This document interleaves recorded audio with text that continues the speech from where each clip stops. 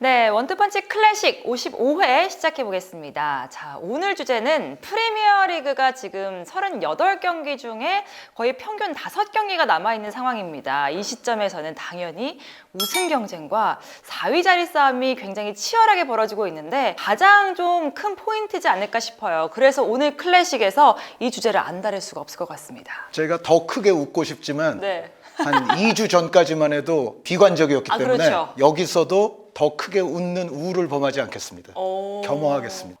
그거는 첼바인 장미연님과 좀 비슷한 느낌으로 가시는 거예요? 아니 첼바는 지금 저요? 구도에 네. 아무 상관이 저희는 없어요. 지금 순위하고 제일 무관한 팀 중에 그렇죠. 한 팀이죠. 저 첼시는 이제 한 경기만 하면 되는데 그 FA컵 리버풀과 결승전이 있거든요. 그렇죠. 이제 그거 한 경기 남은 팀이에요, 저 팀. 근데 원래 첼지아님이 항상 이렇게 하시잖아요. 겸허하게 항상 그렇게 겸손하게 이렇게 하시면 항상 좀 팀이 좀 승승장구하는 모습을 보이는데 확실히 좀 그런 거 따라가시는 건가요? 그 첼지언을 따라한다고 얘기하면 기분 그거는 나쁘셨어요. 아스날에 대한 엄청난 모욕이고요. 기본적으로 제가 이제 다른 방송에서 얼마 전에, 그러니까 지금보다 아스날이 2경기 하기 전이죠. 2경기 하기 전이면 1승 4패 하고 있을 때 아니 그러니까 거기서 상당히 비관적으로 얘기했거든요. 그러니까 왠지 이게 효과가 나와요. 그러니까 계속 겸허한 맞아요. 톤을 유지하겠습니다. 이게 좀 다른 것 같아요. 확실히 아스날 팬들은 이제 겉으로는 안 돼. 우리는 뭐 선수도 없고 골르레도 없고 안 돼. 이러면서 속으로는 안 돼 하면서 항상 이러고 안 돼. 되나 이러고 보거든요. 네. 우리 용남 캐스터 종윤이 이렇게 보면 아스날 안 돼요. 안 돼요. 골르레도 없고 안 돼요. 그리고 기복이 심해서 안 돼요. 막 이러면서 이겼어? 이겼어? 진짜? 막 이러거든. 군화들의 특징. 그러니까 속으로 막 기대하는 거야. 안 돼. 이렇게 겉으로는 얘기하면서. 근데 첼시 팬들은 안 그러거든요. 그 앞으로 첼시 어떻게 되나 봅시다. 첼시 팬들은 안 돼. 이런 얘기 잘 안 하거든요. 아니, 되지 왜 안 돼? 안 되는 거 있어. 뭘 저 2000년대 초반까지로 돌아가면 그렇지가 않은데 그 아스날처럼 어려운 시절을 좀 길게 겪으면 팬들은 마인드가 그렇게 형성이 될 수밖에 없어요. 비슷한 게 리버풀도 그래요. 그러면 리버풀도 한동안 2010년대요. 어려웠죠. 한동안 그랬어요. 그러면 우리 4위 싸움부터 좀 얘기를 해볼까요? UEFA 챔피언스 진출 티켓을 누가 가져갈 것이냐가 지금 관건인데 굉장히 박빙인 것 같습니다. 지금 3위 첼시가 65점, 그리고 아스널이 60점, 토트넘이 58점, 맨유 54점, 웨스트햄 52점입니다. 뭐 2점 차, 뭐 4점 차 이렇게 나게 되는데 경기 수는 지금 첼시가 한 경기 덜 했고 그리고 맨유와 웨스트햄이 더 했습니다. 이런 상황 속에서 과연 그 판도가 어떻게 될지. 근데 첼시도 사실은 겸허한 마음에서 아직은 안심할 수가 없는 상황이에요. 근데 일단은 맨유는 확실히 넘긴 것 같아요. 왜 그런가 하면 다음 라운드 맨유 원정 이긴 해요. 주말에 지금 녹화 기준으로. 잘 좀 해주시기 바랍니다. 죄송스럽지만 맨유 원정을 이렇게 보니까 져도 될 것 같아요. 아니 그런 마음가짐을 갖지 말고 네. 맨유전까지는 거함의 자존심으로서 최선을 그럼요. 다하고 네. 그 다음부터 좀 설설하고 준비하다가 FA컵을 하면 된다니까. 여러분은 동상이몽의 현장을 보고 아니 계십니다. 아니 이거는 제가 만약에 아스날이라도 같은 입장이라도 맞아요. 아스날이 지금 첼시 입장이다 그러면은 맨유전까지는 힘을 써요. 맨유전 잘 치러야죠. 이거 아까 한 건 농담이고 맨유전 잘 치러서 첼시도 지금 산술적으로는 위험 리스크가 있어요. 네. 그래서 맨유 원정 잘 치러야 되는데 일단은 현재 6위 맨유는 4경기 남았거든요. 근데 첼시 입장에서는 6경기 남겨진 상황에서 맨유 원정 설사 지더라도 네. 나머지 맨유가 첼시를 이기고 나머지 3경기를 다 이겨서 4연승을 했다. 그래도 첼시는 남은 5경기에서 1무승부만 하면은 맨유는 제껴요. 일단. 네. 그렇기 때문에 첼시 입장에서는 일단 맨유는 제껴놓고 아스날, 토트넘이 둘 다 거의 전승하는 모드로 해서 첼시가 몇 경기에서 승점을 계속 드랍하고 해서 두 팀이 같이 그냥 올라오면 5위가 될 확률이 있긴 있어요. 리스크가. 근데 이제 첼시 입장에서는 아스날과 토트넘이 맞대결이 있거든요. 그러니까 어차피 두 팀 중에 한 팀은 또 승점이 드랍이 되기 때문에 그건 상당히 큽니다. 첼시에게는. 그러니까 그렇게 둘이 1점씩 가져가는 무승부가 되더라도 나머지 경기들을 모두 두 팀이 전승을 했다. 그러면 또 모르지만 그렇지 않은 상황이면은 뭐 충분히 아직 첼시는 여유가 있어요. 정황상. 현실적으로는 첼시는 챔피언스리그 티켓은 거의 뭐 95% 이상, 5% 정도의 리스크는 있는 것 같다. 뭐 그 정도로 봐야 될 것 같고요. 아니 그러니까 맨유전까지만 잘하시고 그 다음에 리버풀과 아주 4선 결단의 승부를 해보세요. 힘좀 빼주세요. vs. 네. 그럼 임 위원이 봤을 때는 4위 싸움 좀 팬으로서는 이제 멀리 떨어져 있는 거잖아요. 네, 맞아요. 그러면은 좀 객관적으로 좀 분석을 해주세요. 일단 아스날 맨유의 이번 경기 중계했었는데 경기를 중계하면서 느낀 거는 의외로 아스날에게 운이 따르는 좀 시기인 것 같다는 생각이 들었어요. 상승세이긴 예. 하죠. 근데 첼시랑 이제 맨유 상대였잖아요. 근데 첼시의 경우는 그 당시 경기가 뭐 팰리스전, 그 이전에 레알 마드리드하고의 명승부를 펼쳤던 챔피언스리그 8강 2차전 시기상 주중 아스날전은 로테이션을 돌릴 수밖에 없었어요. 네. 그래서 아스날을 상대로 말랑사르랑 크리스텐센이 나온 점. 이거는 아스날 입장에서는 좀 운이 따른 결과이지 않았을까 이런 생각이 좀 들고 맨유전은 저는 사실 전반전은 아스날의 경기 내용이 아주 우위였다고 보지만 후반전이 되면서 맨체스터 유나이티드가 오히려 더 압도할 만한 장면들이 있었어요.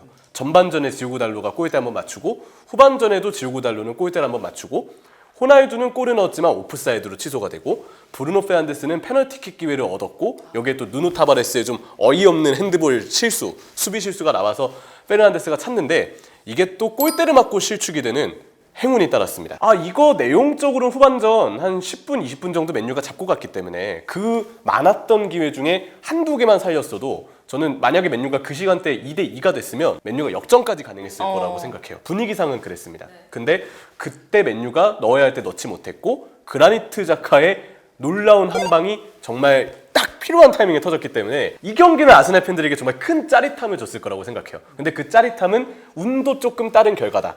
근데 이게 운의 중요성을 저는 강조하고 싶어요. 사실 시즌 내내 농사를 잘 전술을 잘 펴고 농사를 잘했던 팀이 마지막에 결실을 맺는지의 여부는 그 시즌의 운이 저는 판가름을 짓는다고 보거든요.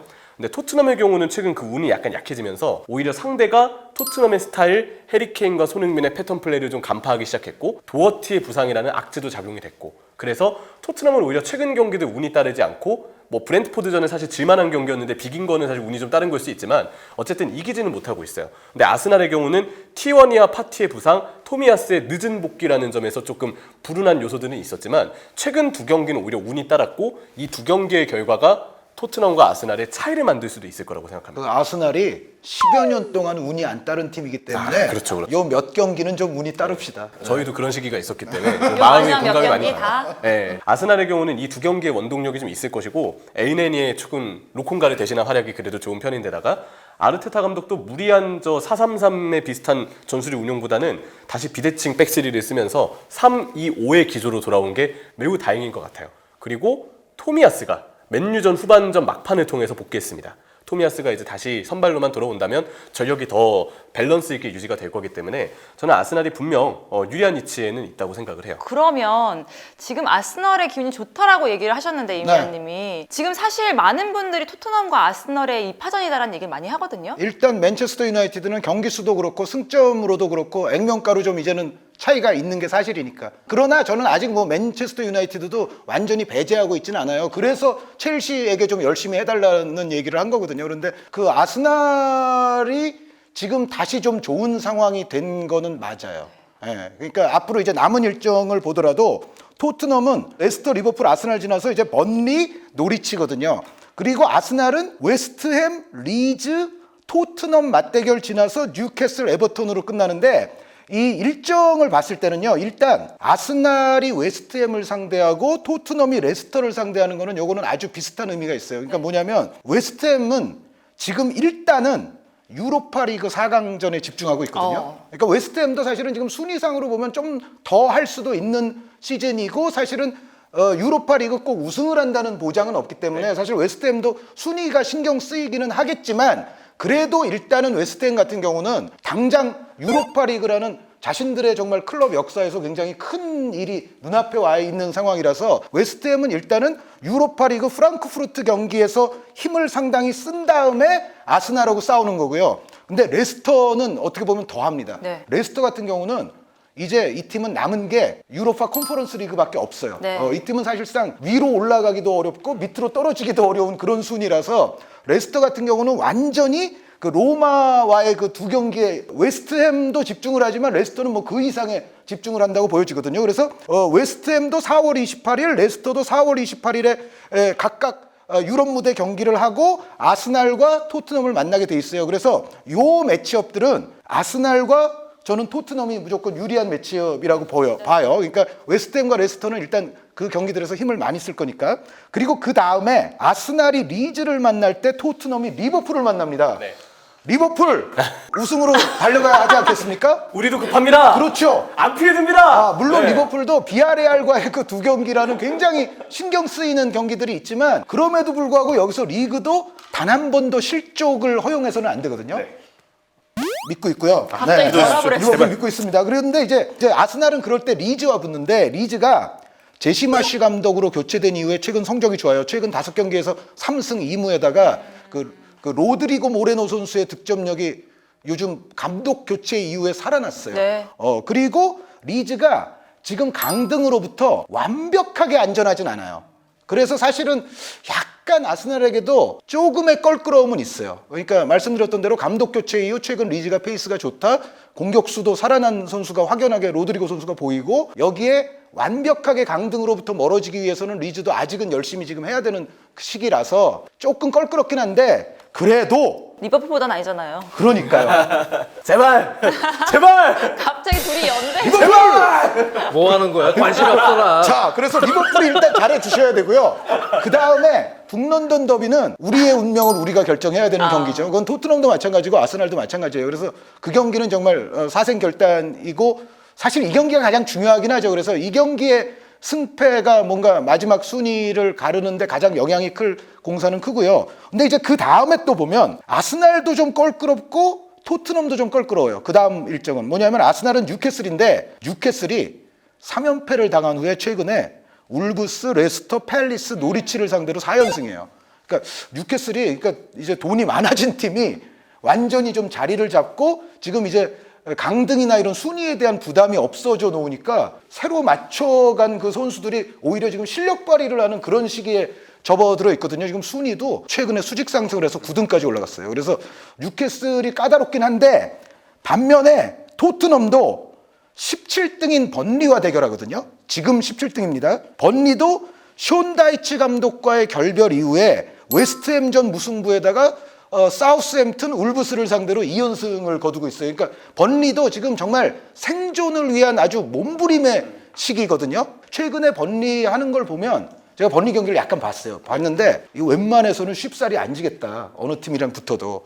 그래서 토트넘도 생존을 위한 몸부림의 번리에게는 고생할 확률이 높은. 그러니까 이게 마지막 라운드에서 하나전 그 37라운드이기는 한데 그럼에도 불구하고 저는 이때까지는 번리냐 에버튼이냐 혹은 다른 팀이냐 이런 구도가 확고하게 결정될 것 같지는 않거든요. 네. 왠지. 예, 그래서 번리가 이때까지도 지금의 어떤 페이스를 이어가면서 열심히 할 공산이 크고 그러니까 토트넘도 고생을 하겠죠. 그런데 아스날도 기분 좋아진 뉴캐슬을 상대로 고생할 거라고 봐요. 그 다음이 이제 문제인데요. 그 다음은 아스날이 약간 삐끗할 수 있는 이제 마지막 라운드는 토트넘은 노리치거든요. 네. 이때쯤이면 노리치는 아마 이제 1부 리그와는 관련이 없을 가능성이 높아요. 노리지 않죠. 네, 이때는 노리지 않을 거고. 이거 올무전. 잘했죠. 잘했어. 와, 진짜. 근데 토트넘은 노리치는 아마 좀 쉽사리 이길 수 있지 않을까 생각이 되는데 이제 아스날이 에버튼인데 이때 그러니까 에버튼의 상태가 굉장히 궁금하죠. 그러니까 아까 말씀드렸던 대로 번리와 일촉즉발의 지금 경쟁을 하고 있고 그것이 아마 굉장히 장기간 저는 이어질 가능성이 높다고 보거든요. 에버튼도 그 리버풀하고 경기하는 걸 보면 확실히 전통의 팀 아닙니까? 이 네. 팀이 쉽사리 내려가지는 않으려는 그 의지가 강력한 게 나타나서 근데 그 의지가 지금 번리도 강력하거든요. 그래서 이 두 팀이 끝까지 경쟁을 하지 않을까 싶기는 한데 만약에 그렇게 되면 아스날은 이 마지막 38라운드가 굉장히 위험해질 공산이 크다. 반면에 토트넘은 이제 노리치니까 상대적으로 좀 쉽다. 그래서 전체적인 어쨌든 그 일정을 보면 한 0.1 정도는 아스날이 조금 나아 보이는 면이 있어요.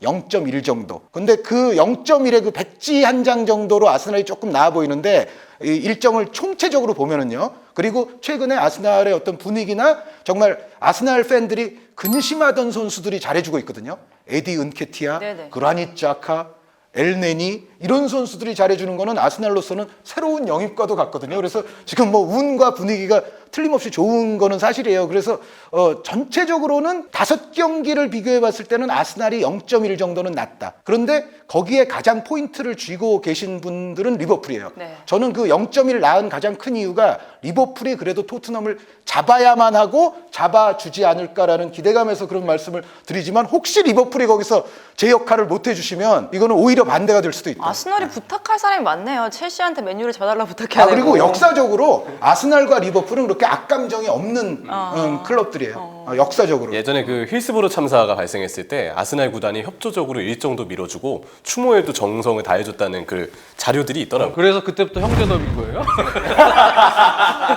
원래 굉장히 젠틀합니다. 뭐 좀 잘못된 거를 보면은 이건 잘못된 거야 그러고 다시 해! 뭐 이거 다 해줍니다. 아스날은. 원래 옛날부터 그랬어요. 저는 사실은 두 팀 이게 뭐 어디가 낫다 지금 어디가 올라갈 것 같다 사실 팬들도 아스날 토트넘 누가 지금 챔스 티켓을 딸 것 같아요 하면 얘기를 잘 못해요 사실은. 어떻게 될지 진짜 모르겠어요. 일정을 보면 더 그래요. 왜 그런가 하면 두 팀이 올 시즌 보면은 한현님도 지금 비나이다 계속 하잖아요. 두 팀 다 신뢰가 없어 그래요. 기복이 심하고 도깨비 팀인 거예요 어떻게 보면. 잘할 땐 잘하고 못할 땐 못하고. 아스날도 중하위권 팀한테 막 4패하고 최근에 막 뭐야 이겨야 될 팀 다 지고 강팀 또 첼시 뭐 맨유 이런 데서는 또 이기고 그렇잖아요. 토트넘도 맨시티한테는 2번 다 이기고 이상한 데서는 또 유효 슈팅 2경기 연속 빵개 나오고. 네.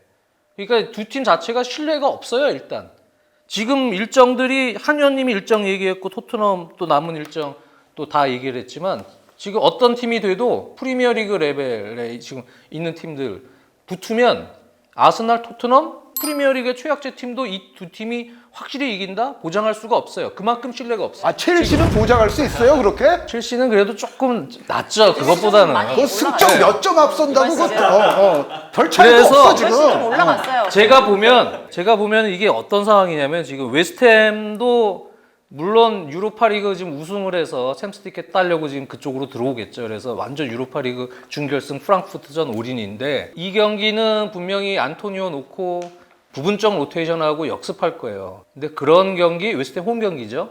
아스날 상당히 전 약할 거라고 봅니다. 리즈전도 지금 전체적인 밸런스 제시마치 감독 아까 얘기했지만 최근 승률도 좋다는 말씀 해줬죠. 상당히 콤팩트하면서도 그 수비하고 공격하고 비엘사 감독 시절에 상당히 좋지 않았던 밸런스가 지금은 상당히 잡혔어요. 네. 무리한 대인 방어를 통한 그런 압박이 아니고 밸런스 있는 콤팩트한 압박에서 상당히 지금 분위기가 잡혔기 때문에 리즈도 요즘의 경기력을 보면 저는 중상위권 이상의 경기력이에요. 그리고 나서 북런던 더비 토트넘전 치르고 그리고 뉴캐슬전은 에디하우 감독 지봉 잡은 이후의 승률을 보면 리그 5위입니다. 네.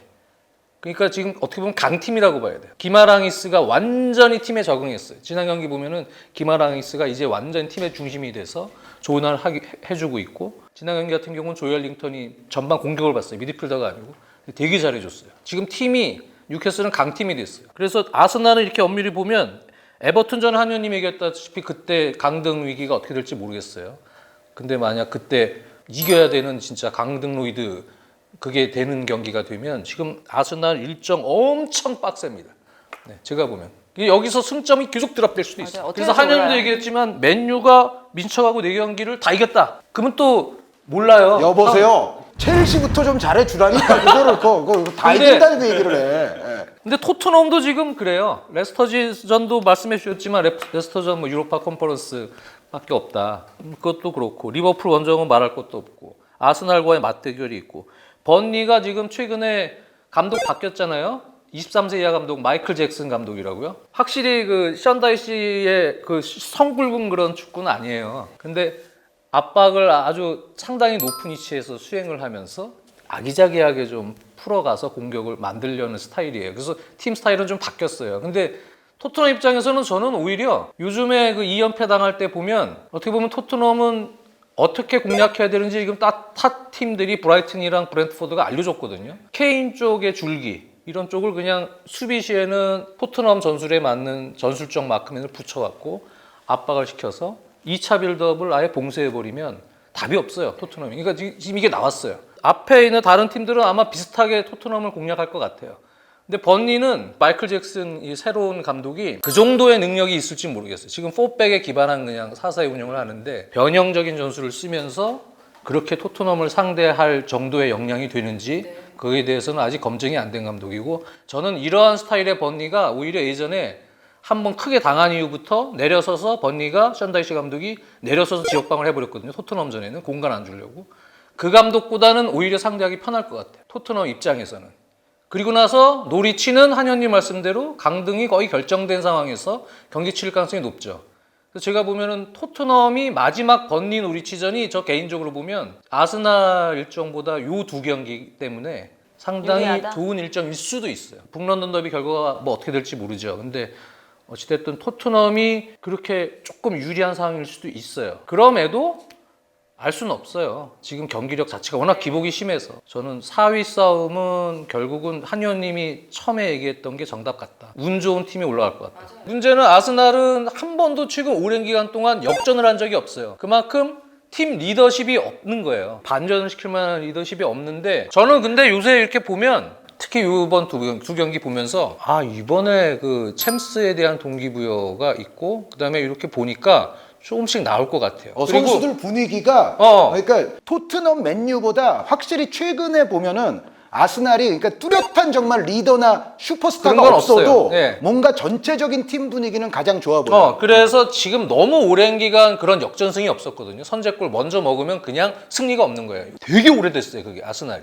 근데 요맘때쯤에 지금 남은 라운드 있죠? 요맘때쯤에 한번 걸릴 수 있겠다. 요맘때쯤이면은 사이클상으로도 아스날의 역전승이 나올 수 있는 정도의 스프릿이 나올 수 있는 딱 시기다라는 생각이 있어요. 그래서 토트넘도 뭐 요즘에 글쎄요 선수들 동기부여, 절실함 그런 게 뭐 있는지는 뭐 팀 내부적으로는 잘 모르겠어요. 근데 같은 입장인 것 같아요. 네, 운이 좋고 그다음에 얼만큼 절실함을 갖고 팀 내에서 리더십을 갖고 위기를 극복할 수 있느냐, 한 발짝 더 뛸 수 있느냐의 문제인데 아스날도 그게 좋아졌고 토트넘은 감독이 아니잖아요. 그러니까 감독이 어떻게 해갖고 이렇게 해줘야죠. 근데 그 그래서 감독분이 최근에 뭐 언론들의 이제 회자되는 그러니까, 걸로는 네. 그 감독분도 뭐 좀 약간 지금 뭐 그래서 오래 계실지 뭐 잘 그래서 모르겠어요. 제가 우려하는 거는 그런 부분이에요. 콘테 감독이 만약에 레스터전부터 해서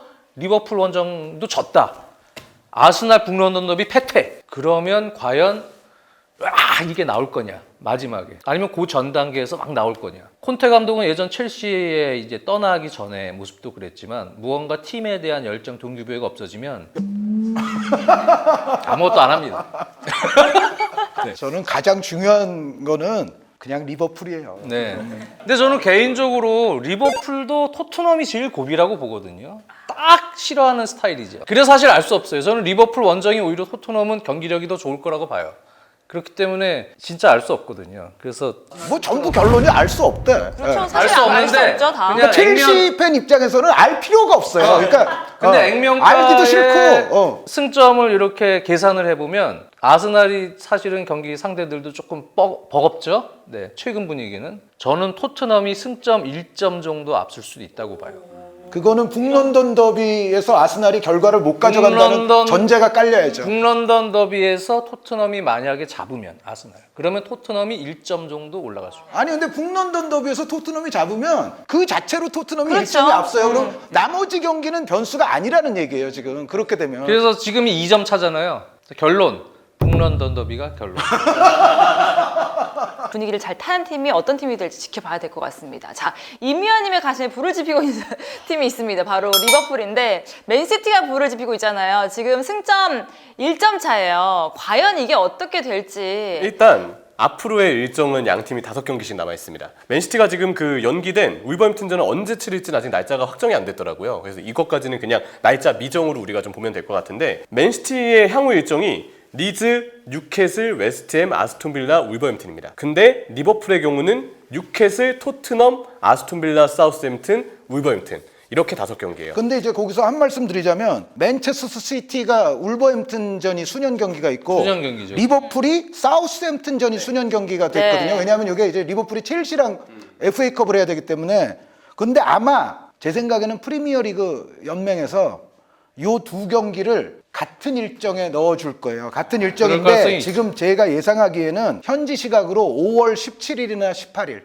그러니까 둘 중에 하나에 맨시티, 울버햄튼, 리버풀, 사우스햄튼 이거를 그냥 같이 몰아 넣을 가능성이 높아요. 왜냐하면 이게 마지막 순간까지 우승을 놓고 경합해야 되는 맞아요. 팀들인데 둘 다 수년 경기가 묘하게 지금 하나씩 만들어졌거든요. 그런데 이 경기가 들어갈 타이밍은 사실상 5월 17일이나 5월 18일 밖에는 없지 않을까라고 일정으로 생각을 해요. 근데 그게 뭐냐면은 5월 15일에 경기를 하게 돼 있고 5월 22일에 현지 시각으로 이제 최종 라운드를 하게 돼 있는데 요 사이에 두 팀이 모두 주중 경기, 수년 경기를 치르게 될 확률이 높습니다. 그러니까 제 얘기대로 안 될 수도 있지만 제 생각에는 상식적으로는 거기밖에는 들어올 자리가 없고 리버풀은 지금 잔여 5경기에다가 비아레알 2경기가 있고 FA컵까지 있어서 리버풀은 그야말로 3일마다 한 번씩 경기를 하는 일정이고 말씀드렸던 그 5월 17일이나 18일에 그 중간에 사우스햄튼전이 들어오면 리버풀은 그야말로 지금부터 끝까지 거의 지옥의 일정이죠. 3, 4일 간격 일정이 되는 거고 맨체스터 시티는 FA컵이 없기 때문에